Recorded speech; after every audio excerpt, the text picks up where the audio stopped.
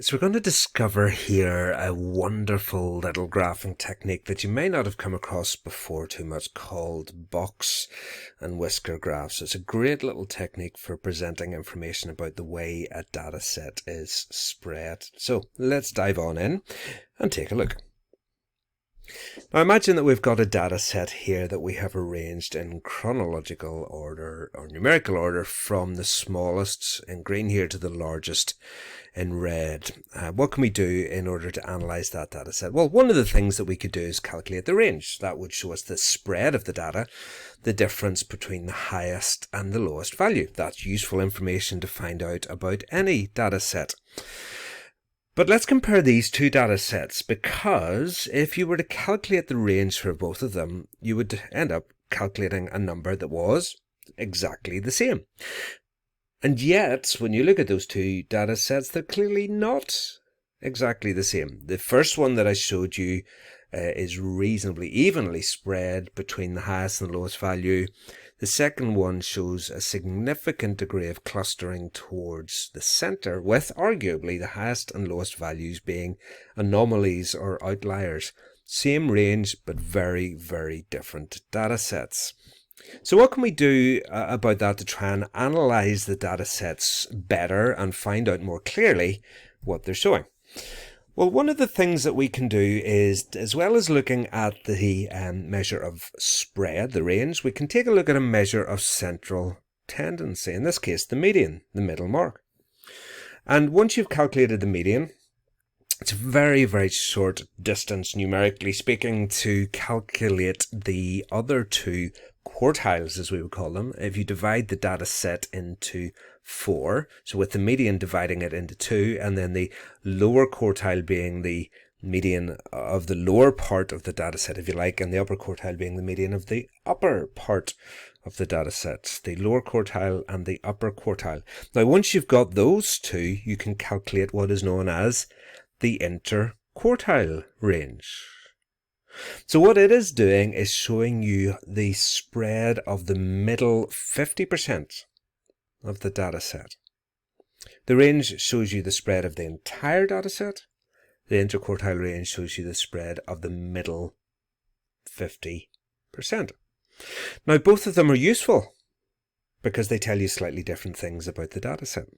So let's take a look at our second data set here again. We noticed that the range was the same, but in just our description, we said that the spread of the data set was different. So if we were to add the interquartile range to the bottom data set, what would we discover?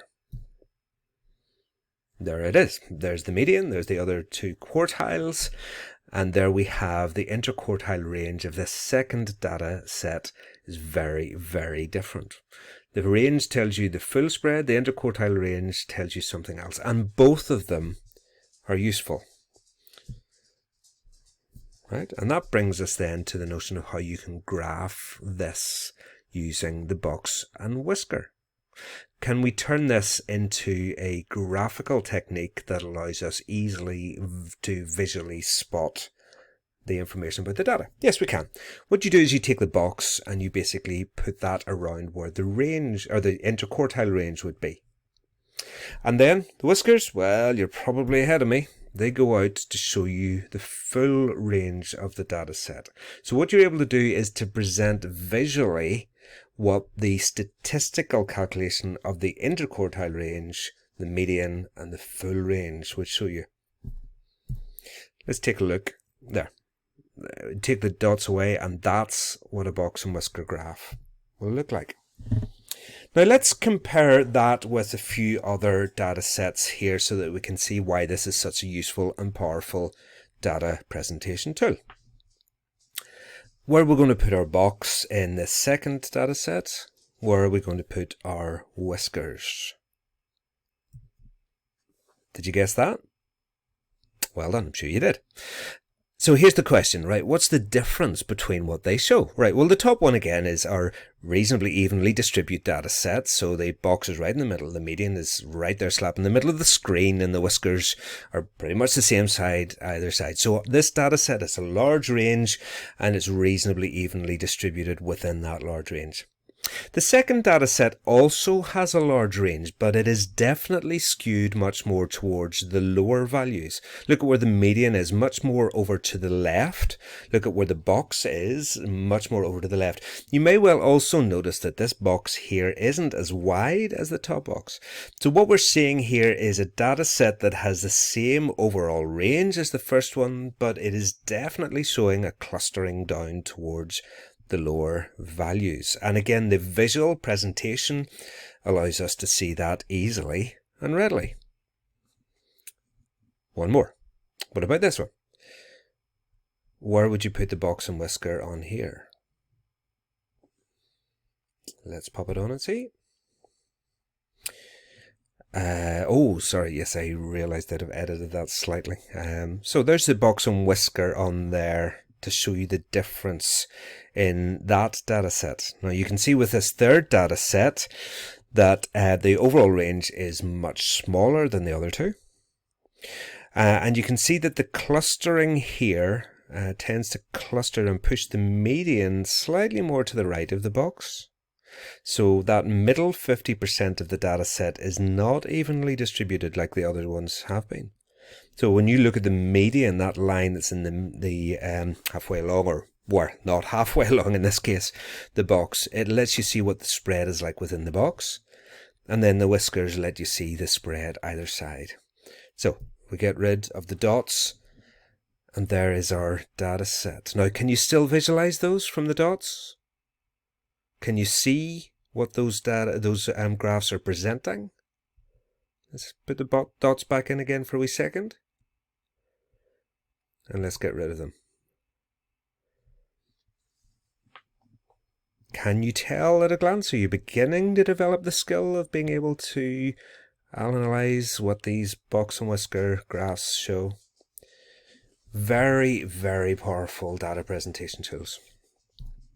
Which brings us to your task. One of the things that we've been looking at in terms of volcanic hazards is the relationship between the risk in terms of social impacts, particularly fatalities, and the distance from the volcano itself.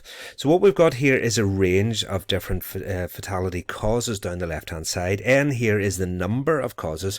So this is going to tell you first of all how the hazards compare to one another. I should say PDC stands for pyroclastic density currents, aka pyroclastic flows. It shows you which ones are the most deadly hazards, so you can tell that from it. It also shows you on our x-axis here looking at the distance, how far out they will travel. But it doesn't just give us the full range. This being a box and whisker graph allows you then to take a look at the spread within that, the middle 50%, and how it sits in relation to everything else.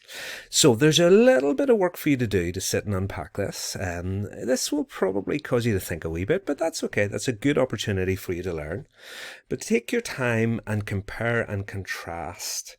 And the question that you're being asked to do here is to evaluate the relationship between distance from the volcano and the threat posed by the different hazards. To evaluate the relationship between distance and the threat in particular in relation to fatality.